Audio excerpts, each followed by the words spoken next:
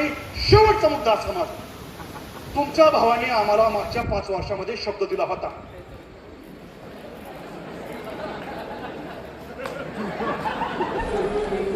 की मी जर का नीरा नदीचं पाणी स्वच्छ केलं नाही, मी जर का नीरा नदीला प्रदूषणातून मुक्त केलं नाही, तर परत मी मत मागायला या ठिकाणी येणार नाही, आणि आलो तर मला तिथूनच माघारी पाठवा. इथून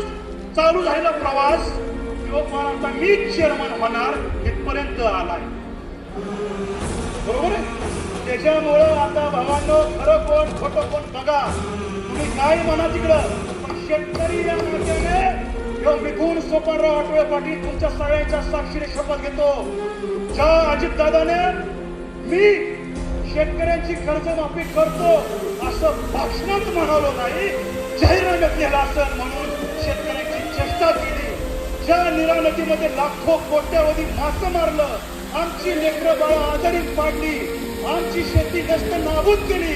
ज्या अजितदादाने आपल्या पाठीत खंजीर खुपसत 10 गावा जोडण्याचा प्रयत्न केला, त्या अजितदादाला मी जाब विचारल्याशिवाय राहणार नाही नाही नाही. आणि जो आता सांगतोय, जो मागे हटील तो कसला पाटील अजून